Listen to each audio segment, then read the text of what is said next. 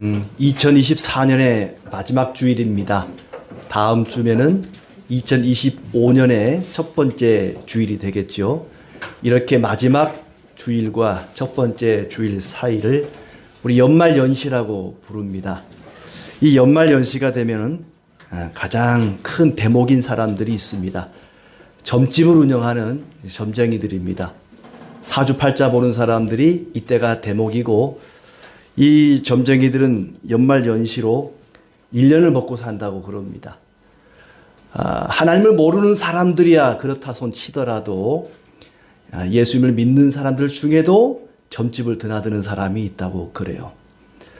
조사 결과 기독교인 가운데 3분의 1 정도가 점집을 드나들어 본 경험이 있다고 그럽니다. 점쟁이로 활동을 하다가 예수님을 믿게 된 어떤 분의 이야기에 따르면 집사, 권사, 장로는 물론이고 목사님도 찾아온답니다. 단골 권사님도 계시대요. 기독교인 대환영이라고 써놓은 데도 있답니다. 기독교인 대환영, 복채 안 받음. 왜 기독교인들에게는 복채를 안 받는가 했더니 예수 믿는 사람들은 점쟁이가 점을 다 끝나고 나면 감사헌금을 한대요. 그래서 복채를 안 받아도 된답니다. 혼합주의입니다. 하나님과 미신을 겸하여 섬기는 그런 혼합주의가 지금도 우리 사회에 가득합니다. 하나님도 믿고 우상도 섬기고 나한테 도움이 된다면 뭐든지 믿고 따를 자세입니다. 저 용궁에 앉아 계시는 분도 그렇고 저 다리 밑에 거적대기 덮고 사는 노숙인도 마찬가지고 통장에 수천억 현금을 넣고 사는 사람도 그런 데 다니고 지갑에 달랑 1,000원짜리 한 장 있는 사람도 마찬가지입니다. 점쟁이를 쫓아다니면서 사주팔자를 보기도 하고 또 성탄절이 되면은 목사님을 불러서 예배를 드리기도 하고 그런 것이 우리의 현실입니다. 모두가 망할 길로 가는 것입니다. 그런데 성경에도 하나님과 우상을 겸하여 섬기다가 망한 시대가 나옵니다. 바로 사사시대입니다. 그때는 왕이 아니라 사사라고 하는 재판관들이 나라를 다스리던 그런 시대였습니다. 이스라엘 12지파 가운데 단이라는 지파가 있습니다. 야곱의 12아들 가운데 9번째 아들의 후손들인데 이 단지파에게도 여호수아 시대에 땅이 분배되었습니다. 여호수아 19장에 보면은 각 지파에게 땅이 분배가 되는데 단지파에게도 땅이 분배가 되었어요. 다만 그 땅을 완전히 차지한 건 아니고 여전히 그 땅에 가나안 원주민들, 이방인들이 살고 있었습니다. 그들을 몰아내야만 온전히 그 땅을 차지할 수 있는 그런 상황이었습니다.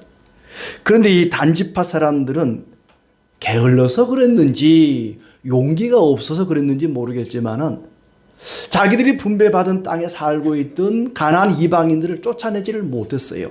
오히려 그 땅에 살고 있던 아모리 족속들에게 몰려서 쫓겨서 산지로 도망을 갑니다.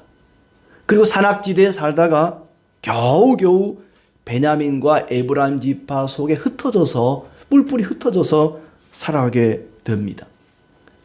창세기 49장에 보면은 야곱이 12아들을 축복할 때에 이 단을 가리켜 길섭의 뱀이다, 독사라 그랬거든요. 말에 발굽을 물게 될 것이라 그랬는데 독사도 원래 자기 구역이 있거든요. 근데 이 단지파는 자기 구역이 없는 거예요. 땅이 없습니다. 고민하다가 안 되겠다. 우리 지파에게도 땅이 필요하다. 땅을 구해야겠다. 그래서 아주 용감한 용기 있는 사람 5명을 선발을 해서 정탐을 보냅니다. 이 가나안 땅 구석구석을 다니면서 우리가 살만한 좋은 땅이 있으면 보고 오너라. 우리가 그 땅을 점령해야겠다. 그리고 이 5명의 정탐꾼이 길을 나섭니다. 그러다가 에브라임 산지에 산악지대에서 미가라는 사람의 집에 들르게 된 거죠. 이 미가의 집에 들어가서 하룻밤을 묵게 되는데 거기서 그 에브라임 사투리가 아닌, 그러니까 말하자면은 부산에서 출발해서 대구에 왔는데 대구 사람 말투가 아닌 서울 사람 말씨가 들리는 거예요. 에브라임 산지 미가의 집에 머물렀는데 그 에브라임 사람들의 말투가 아닌 예루살렘 사람의 말투가 들리는 거예요. 가만히 들어보니까 자기들이 여기서 많이 듣던 소리입니다. 자기들도 어느도 알고 있던 레위 지파 청년의 목소리가 들리는 거예요. 그래서 이 5명이 BTS는 아니고 DTS 단지파 소년단 이들이 네가 왜 거기서 나와 하면서 야 오랜만이다. 네가 왜 여기서 나오냐. 반갑다. 너 지난번에 일자리 구한다고 돌아다니더니 일자리나 구했냐? 나 이 집에 취직했어. 그러니까 야 뭐 월급 많이 주니? 먹고 살만해? 묻는 거예요. 그때 당시에 이스라엘 백성들이 얼마나 하나님께 헌금을 안 했는지 레위인들이 먹고 살 길이 없어서 각자 도생 자기 먹고 살 길을 찾아 나섰던 것입니다. 이 레위 청년도 역시 자기가 먹고 살기 위해서 어디 돈벌이 할 만한 집을 찾아 나섰는데 아마 그 와중에 이 단지파 사람들을 좀 만났던 것 같아요. 그러니까 이제 여기서 많이 듣던 소리가 들리니까 야 네가 여기 웬일이냐. 반갑다. 근데 야 나는 이 집에서 대우를 잘 해줘가지고 잘 먹고 잘 살고 있다. 이렇게 신당도 차리고 여기에 에봇과 드라빔과 신상도 섬기고 나 이 집의 제사장으로 취직했어. 잘 살고 있어. 그러니까 이제 이 단지파 사람 5명이 정탐꾼이 물어보는 겁니다. 우리가 지금 우리 지파가 머물 땅을 구하러 가는데 이 땅을 구하는 일이 잘 될 것 같냐 안 될 것 같냐 마치 점쟁이에게 물어보듯이 묻는 겁니다. 그동안에 지나오는 동안에 맨 마지막 31절에 보면은 하나님의 집 실로를 지나왔거든요.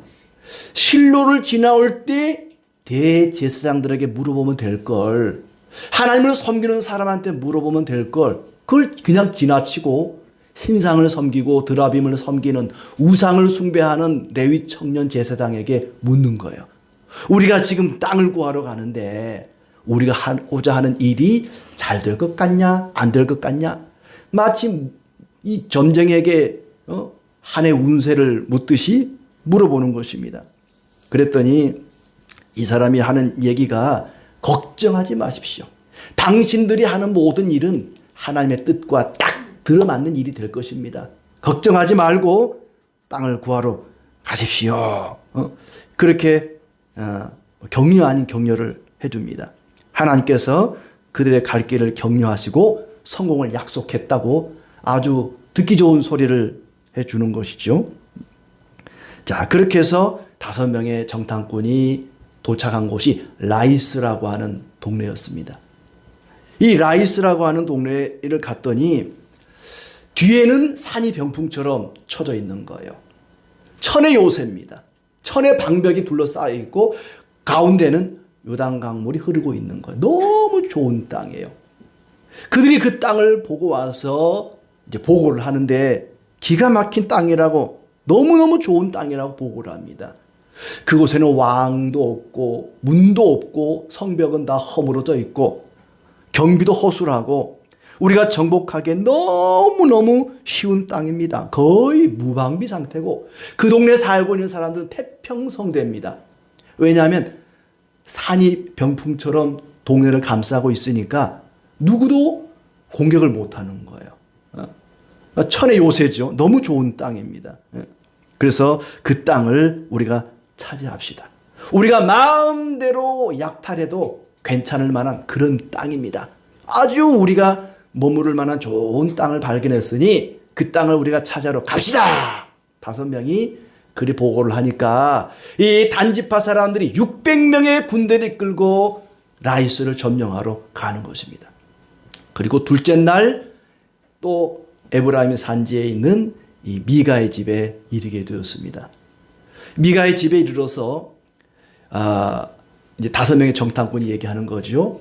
이 미가의 집에는 이 동네 신상인 드라빔도 있고 또 신상도 있고 뭐 신당도 있고 제사장도 있습니다. 그러니 이걸 우리가 빼앗아 갑시다. 그리고 600명이 그 집을 포위하고 빼앗는 거예요. 신상도 훔치고 드라빔도 훔치고, 그리고 이제 레위 청년 제사장에게도 같이 가자. 우리랑 같이 가자. 너 이런 조그마한 집에 개인 제사장으로 있는 것보다 우리 단지파, 한 지파의 제사장이 되는 것이 훨씬 더 낫지 않느냐. 대우도 잘해줄게. 월급도 많이 줄게. 무슨 조그마한 편의점 점장하는 것보다 대형마트 점장하는 게 낫지 않겠냐. 같이 가자. 이렇게 스카우트 제의를 했더니 흔쾌히 오케이 같이 가자. 그리고 같이 따라 나서게 되었습니다. 그리고는 라이스에 이르러서 이제 그 땅을 점령하러 가는데 미가가 나중에서 그 사실을 알고 군사를 동원하고 쫓아오는 거예요. 그리고는 이제 이 단지파와 미가가 만났는데 당신이 여기 왜 왔냐 그러니까 우리 집에 있던 제사장도 빼앗아가고 드라빔이랑 신상도 당신들이 훔쳐가지 않았냐고, 왜 남의 물건을 훔쳐가냐고 막 따지는 거예요. 그랬더니 이 단지파 사람들이 너 입 닥치지 않을래? 너 계속 떠들면 죽여버릴 거야. 그랬더니 무서워서 돌아갔다 그랬어요. 그리고 라이스를 점령하고 그곳의 이름을 단이라 이렇게 붙였습니다.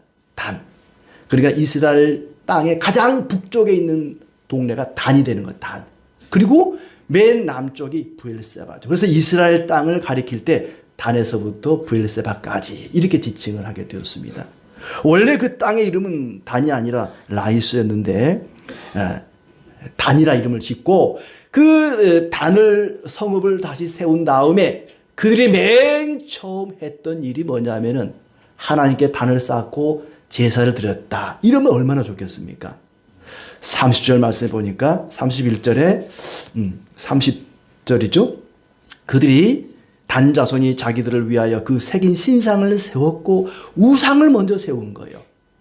단이라고 하는 동네를 성읍을 세운 다음에 그들이 맨 처음 하는 일이 바로 우상을 세운 일이었다.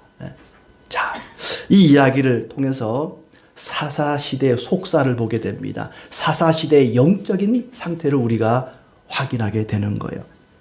이 이야기를 통해서 두 가지 무관심이라는 표현을 함께 오늘 나누고자 합니다. 첫째는 그들은 하나님께 무관심했습니다. 하나님께 무관심했다는 말은 하나님 말씀에 무관심했다는 얘기죠. 분명히 그들은 하나님을 섬기는 사람들이었습니다. 하나님을 섬겨도 보통 섬기는 것이 아니라 굉장히 열심히 하나님을 섬기는 것이었습니다만은 하나님의 말씀과는 상관없는, 하나님의 뜻과는 무관한 그런 섬김이었습니다. 미가도 그렇고 레위 청년도 그렇고 그리고 단지파 사람들도 마찬가지입니다. 라이스라고 하는 동네는 하나님이 그들에게 분배해 준 땅이 아니었습니다. 원래 하나님으로부터 분배받은 단지파 땅은 따로 있었습니다. 그 땅을 공격해서 그 땅을 점령했어야죠.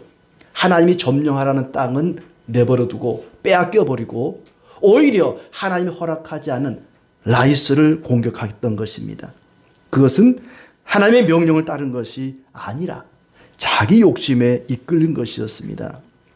하나님께 은혜를 구하면서 하나님이 원하는 대로 살지도 않고 하나님이 싫어하는 삶만 살았던 것이 바로 사사시대의 모습이었습니다. 5절에 보면은 단지파의 이 정탐꾼들이 레위 청년에게 묻습니다. 하나님께 물어보아서 우리가 가는 길이 형통할는지 우리에게 알게 하라. 우리가 가는 이 길이 어떻게 될지, 성공할지 실패할지 하나님께 좀 물어봐다오라고 묻습니다. 그러자 레위 청년 제사장이 잘 될 것이요, 당신들이 하고자 하는 일, 가는 길은 다 잘 될 것이요 라고 이야기해 줍니다. 뭘 해도 하나님의 뜻과 같을 것입니다 라고 듣기 좋은 말을 해주고 있습니다. 그들은 복에 관심이 많았습니다. 어떻게 하면 복을 받을까? 제사장을 데리고 가고 신상을 빼앗아 가고 드라빔을 훔쳐가면 그럼 우리가 복을 받을 수 있겠다. 어떻게 하면 복을 받을까? 복 받는 일에 굉장히 관심이 많았습니다만은 복 받을 만한 짓은 하지 않았습니다. 복을 기대하면 복 받을 짓을 해야죠. 신명기에 보면은 어떻게 하면 복을 받고 어떻게 하면 저주를 받는가가 나와 있습니다. 분명히 우상을 버리고 하나님만 섬기고 하나님 명령을 따라 살아가면 복을 받을 것이라고 말씀하셨습니다. 그 반대는 저주받는 길입니다. 분명히 복과 저주의 길을 말씀하셨으면 복을 받기 원한다면 복받을 짓을 해야죠. 그런데 저주받을 짓을 하면서도 마음속으로는 복받기를 원했던 것입니다. 하나님의 뜻을 묻는데 하나님께 묻지 않고 대제사장을 통해 묻지 않고 드라빔과 신상과 그걸 섬기는 제사장을 통해서 하나님의 뜻을 묻습니다. 그들은 자기들에게 제사장만 있고 레위지파 제사장이 있고 드라빔이 있고 신상만 가지면 승리할 줄로 알았습니다. 하나님을 섬기기는 섬기는데 우상을 섬기듯이 이방의 신을 섬기듯이 그렇게 하나님을 섬깁니다. 신상이나 제사장을 가지고 있기만 하면 복을 받을 줄로 알았던 것이죠. 하나님을 우상처럼 섬기는 사람들이었습니다. 어떤 사람이 어머니로부터 신앙을 물려받았습니다. 어머니가 일찍 돌아가시면서 얘야 너는 절대 하나님 떠나지 말고 온 마음을 다하여 하나님을 섬겨라. 이 유언을 듣고 하나님을 섬겼습니다. 적어도 습관적으로라도 기도하는 생활을 했습니다. 근데 이 사람이 한쪽 다리가 불편했어요. 한쪽 다리가 아마 장애가 있었던 것 같아요. 그래서 잠들기 전에 하나님께 기도를 했습니다. 하나님, 오늘 밤 제 다리를 정상적으로 만들어 주시면 앞으로 하나님 말씀대로 열심히 신앙생활 잘하겠습니다. 이렇게 기도를 하고 잠을 잤대요. 근데 아침에 일어나서 이제 자기 다리가 정상으로 돌아올 줄로 믿고 벌떡 일어났더니 똑같은 거예요. 그러나 이 사람이 에이 나 이제 하나님 안 믿을래요. 나 하나님 안 섬길래요. 그리고 하나님을 떠났습니다. 그 사람이 영국의 대표적인 기독교 회의론자 서머셋 모험이라는 사람입니다. 하나님을 자기 문제 해결해 주시는 해결자 정도로 우상처럼 섬기는 것이지요. 단지파 사람들도 그렇고 미가도 마찬가지고 자기들에게 이 드라빔이나 신상이 있으면 저절로 하나님이 함께할 줄로 착각을 했습니다. 화려한 성전을 지어놓으면 그 성전에 하나님이 머물 줄로 착각하는 것과 마찬가지입니다. 하나님은 눈에 보이는 어떤 건물이나 물건 속에 계시는 것이 아니라 믿음의 사람들의 심령 속에 함께 하십니다. 우리가 십자가를 귀에 걸고 목에 걸고 다닌다고 해서 하나님이 저절로 나와 함께 하시는 것이 아닙니다. 도둑놈 손에 이리저리 옮겨 다니는 무기력한 신이 무슨 도움이 되겠습니까? 훔쳐갈 때 빼앗겼다가 또 이리 갔다 저리 갔다 자기 힘으로는 아무것도 할 수 없는 그 드라빔이나 신상이 무슨 능력이 있겠습니까? 그런데 그것을 서로 가지려고 다투었던 것입니다.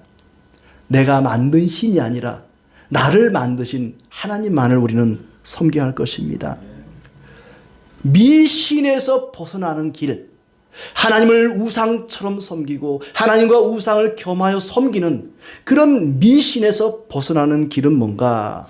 신앙의 목적을 바꿔야 됩니다. 내 인생이 평안하고 성공하고 출세하고 잘 먹고 잘 사는 것이 신앙의 목적이 된다면 우리는 미신에서 벗어날 수 없습니다. 우리 신앙의 목적은 하나님께 영광을 돌리는 것이고 거룩하고 신실하게 말씀대로 사는 것이 우리 신앙의 목적이 되어야 됩니다.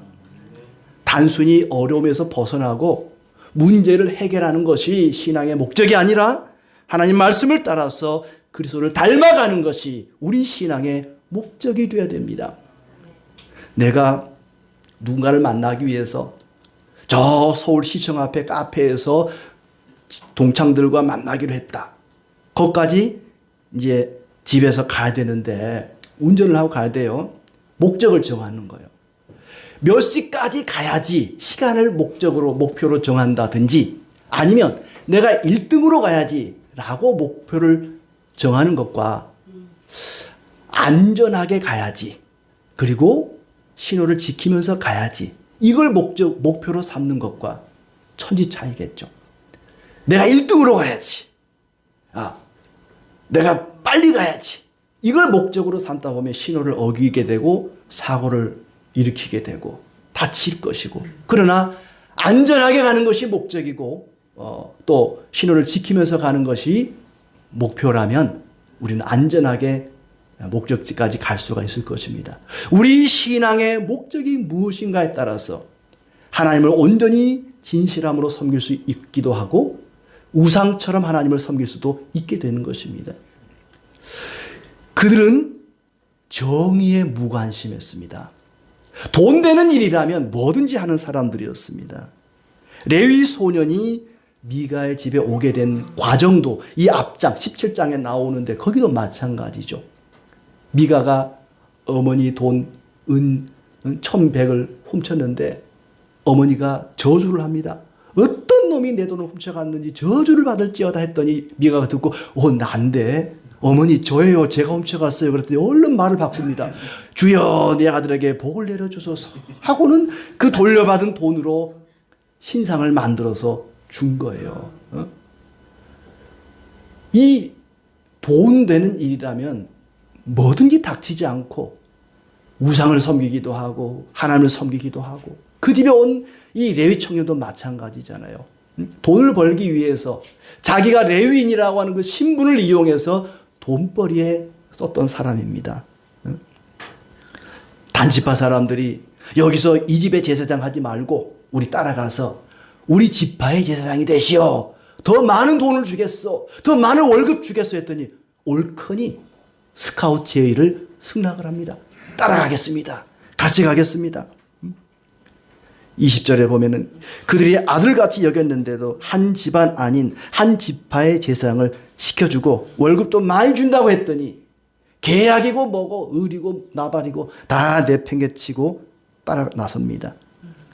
돈이라면 하나님도 배반하고 주인도 배반하는 그런 사람이었습니다. 조건만 좋으면 이단 사이비도 얼마든지 받아들일 수 있는 그런 자세가 되는 시대가 사사시대였습니다. 신천지에서 교회 지어주겠다고 자기네 교단으로 옮기라고 유혹을 해옵니다. 여러분 어떻게 할까요? 우리 교회 지어준대요. 우리 교회 건축해 줄 테니까 우리 교회를 신천지로 오랩니다. 갈까요? 네? 돈만 된다면, 나한테 이익만 된다면 2단 3단 상관없이 뭐든지 쫓아가는 그런 시대가 바로 사사시대였습니다. 경건을 이익의 재료로 삼는 거짓 선생들의 모습이 그렸습니다. 돈에 의해서 팔려다니는 사람들이었습니다. 요즘 교회 부교역자를 전도사님 모집을 하면요, 면접을 볼 때 월급 얼마 줄 거냐부터 물어봅니다. 사람이 얼마냐부터 먼저 물어보더라고요. 저도 가끔, 자주는 아니지만은 그런 유혹이 오는 때가 있습니다. 그러나 어떤 조건과도 비교할 수 없는 그 무언가가 우리 한길교회에 있기 때문에 저는 그런 유혹에 넘어가진 않습니다. 걱정하지 마십시오. 그렇다면 우리가 하나님과 우상을 겸하여 섬기거나 하나님을 우상처럼 섬기는, 하나님과 재물을 겸하여 섬기는 이런 신앙을 이겨낼 수 있는 방법이 뭔가? 디모데전서 6장 6절의 말씀, 자족하는 것입니다. 욕심 부리지 않고 모든 욕심을 내려놓고 자족하는 것입니다. 자족하는 마음은 경건에 유익이 있다 그랬습니다. 자족하는 마음, 내게 주어진 것에 만족하며 사는 것입니다. 욕심 부리지 않고 하나님이 내게 주신 것에 감사하면서 만족하며 모든 것을 주관하시는 분이 하나님이신 줄 믿고 사는 것입니다. 지난 목요일 오전에 우리 동네 청소하잖아요. 저 보노마루 앞에 사거리에 무슨 꽃이, 이게 야생화 같은 꽃이 이렇게 몇 개 테이프로 칭칭 감겨진 게 떨어져 있어요. 그래서 그걸 주워 쓰레기통에, 쓰레기 봉지에 넣었는데 돌아보니까 뭔가 이상해요. 가로수가 이 껍질이 확 벗겨져 있어요. 이상하다 보니까 사고가 난 자리 같아요. 누군가 사망한 것 같아요. 얼른 그 꽃을 도로 빼놨어요, 제가. 그래서 뉴스를 검색해봤더니 24일 날, 성탄 이브 날 아침에 어떤 50대 여성이 우회전을 하다가 자전거 타고 오는 17살 학생이 등교하는 데 치여서 사망을 했어요. 그리고 여고생 2명도 또 경상을 입었다고 뉴스에 나와 있더라고요. 그걸 보니까 너무 안타깝고, 이 목사의 못된 버릇이 뭐냐 하면 어려운 사람 보면 뭔가 도와주려고 하는 마음이 있어요. 막 그러면 안 되는데 그냥 안타깝게만 생각해야 되는데 내가 어떻게 도와줄까 막 그런 마음이 생기는 거예요. 예. 인생이 참 허무하더라고요. 17 꽃다운 나이 아니겠습니까? 모든 사람들이 행복하고 기뻐해야 될 성탄 이브 날 그런 일을 당했으니 그 가족들과 뭐 가해자 피해자 할 것 없이 참 너무 안타까운 거예요. 인생이 참 허무하고 별것 없다는 생각이 들기도 하고. 좀 전에 뉴스가 속보가 나왔잖아요. 무안공항에 181명이 탄 항공기 추락해서 지금 엄청난 사람이 지금 사망을 했다고 뉴스에 막 나와요. 그런 거 보니까 이 인생이 뭔가 인생이 별거 없는 것 같기도 하고 아둥바둥 그렇게 살 필요가 뭐가 있는가. 내게 주어진 하루하루의 삶에 감사하면서 만족하며 살면 되지. 뭐 조금 더 가져보겠다고 막 신상을 훔치고 제사장 돈 더 주겠다고 빼앗아가고 싸우고 그럴 필요가 뭐가 있는가 하는 생각이 들어요. 하나님이 우리의 모든 것을 다 주관하시고 다스리십니다. 이런 마음을 갖는다면 우리 욕심 부릴 필요가 없습니다. 자족하는 마음을 가질 수가 있어요.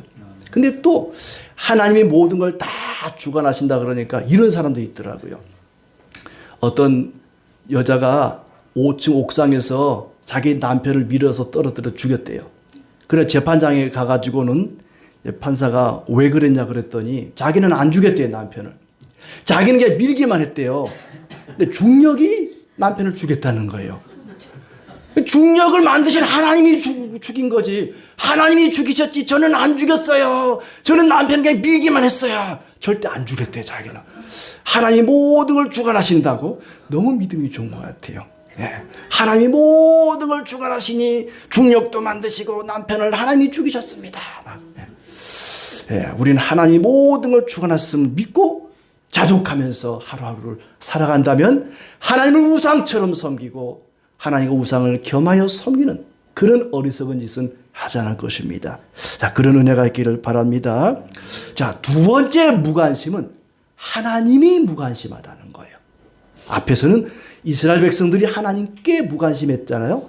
근데 하나님도 이스라엘 백성들에게 무관심합니다. 우리가 읽은 것은 사사기입니다. 사사. 재판장들, 사사들이 나라를 다스렸다는 얘기예요. 그런데 16장까지는 사사들의 이야기가 나와요. 근데 17장부터는 사사가 나오지 않습니다. 사사들이 다스리는 시대인데 사사 얘기가 없어요. 18장도 마찬가지입니다. 19장, 20장도 마찬가지. 사사 시대의 사사들이 등장하지를 않습니다.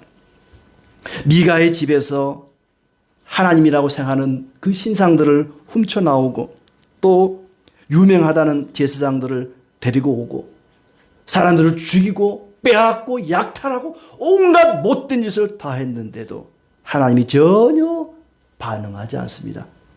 나쁜 짓을 하면 하나님이 벌을 내리고 혼을 내야 그래야 하나님이 관심을 갖고 있구나 하는 거죠.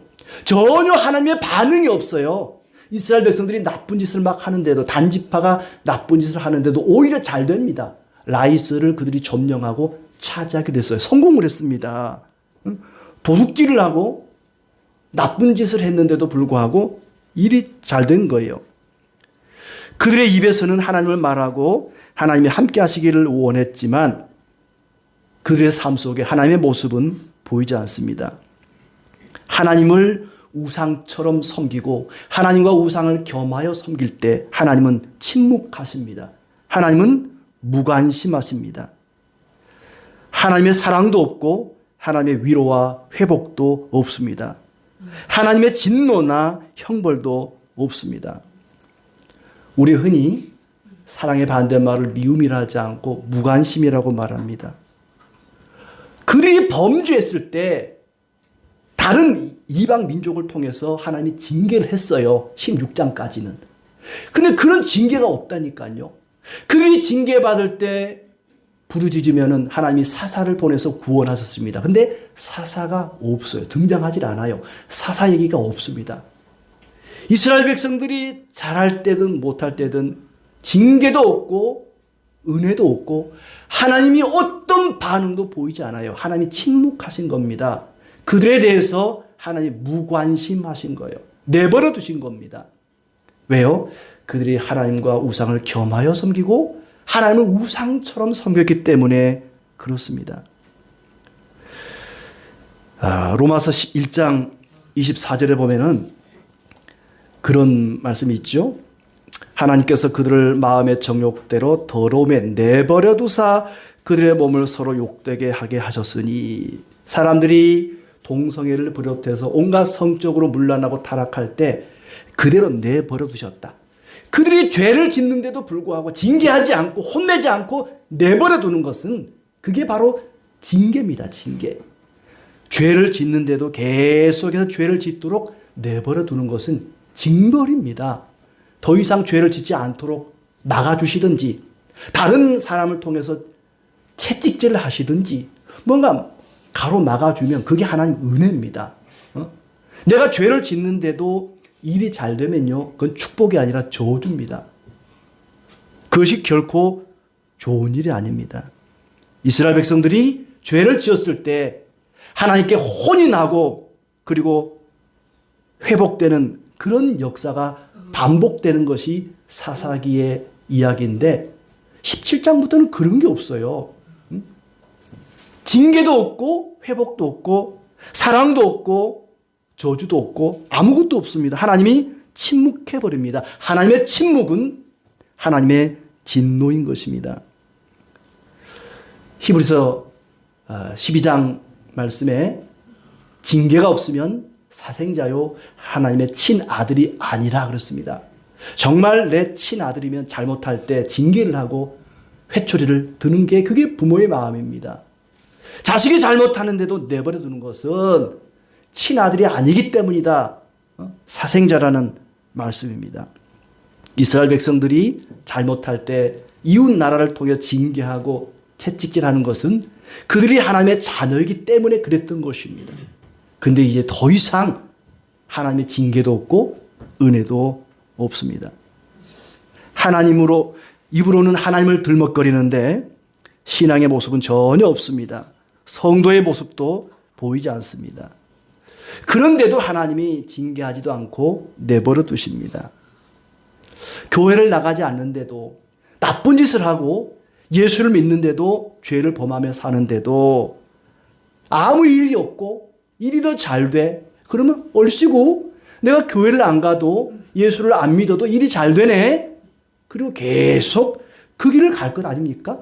그러니까 내버려 두는 것은 일이 잘 되고 형통한 것은 신앙생활을 제대로 하지 않는데도 불구하고 그렇다면 그건 좋은 일이 아닙니다.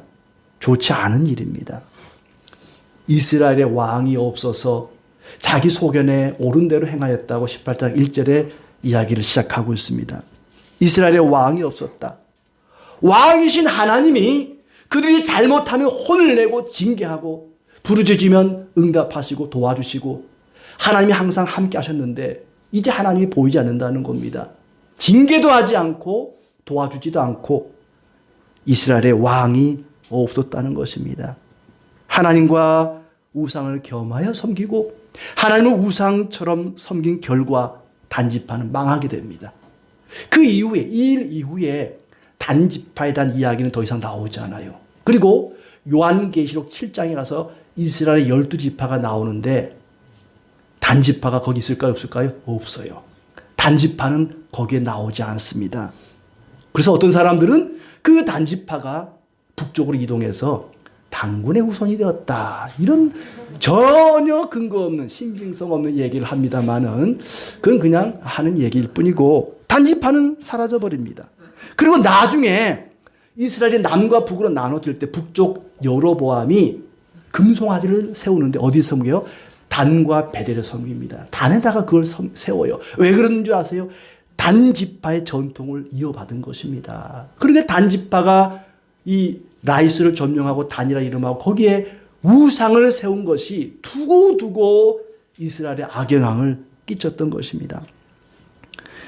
사사시대와 우리 시대가 얼마나 닮아 있는가를 생각해 보십시오. 하나님을 섬기는 것 같은데 하나님을 의지하지 않고 자기 힘을 의지하고 자기 힘으로 살아가는 시대입니다. 힘으로 우상을 빼앗고 힘으로 제사장을 빼앗고 힘으로 신상을 드라빔을 빼앗고 자기 힘으로 남의 땅을 빼앗고 힘없는 자를 약탈하고 그것이 하나님의 뜻이라고 우겨도 나무라는 사람이 하나도 없습니다. 말리는 사람도 없습니다. 성도는 언제 제일 강한가? 우리 믿는 사람들이 언제 제일 강하겠습니까? 돈이 많을 때 강합니까? 권력을 쥐었을 때 강합니까? 어떨 때 제일 강합니까? 하나님을 사랑하고 하나님의 사랑과 은혜 가운데 살아갈 때 어떤 고난도 이겨낼 수 있는 강한 자가 되는 것입니다. 그들은 복 받기를 원했지만 복 받을 짓은 하지 않았습니다. 자동차에다가 십자가를 걸고 성경책을 놓고 복 주시기를 바라면서도 양보 운전을 안 해요. 과속하고 자기 멋대로 다니고 그러면서도 십자가가 있으니까 성경책이 있으니까 거기다가 물고기 표시까지 있으니까 안전하게 지켜주시겠지. 복을 주시겠지. 올해에 크리스찬들이 가장 많이 검색한 성경 구절이 로마서 12장 2절 말씀, 이 세대를 본받지 말라는 말씀이었다고 합니다. 이 세대를 본받으면 안 됩니다. 하나님과 우상을 겸하여 섬기고 하나님과 재물을 겸하여 섬기고 하나님을 섬기는 것 같은데 우상처럼 섬긴다면 단지파와 같이 이름도 없이 사라지고 말 것입니다. 온전한 마음으로 진실한 마음으로 하나님만을 의지하며 섬길 때에 하나님의 사랑과 은혜가 가득하기를 진심으로 축복합니다.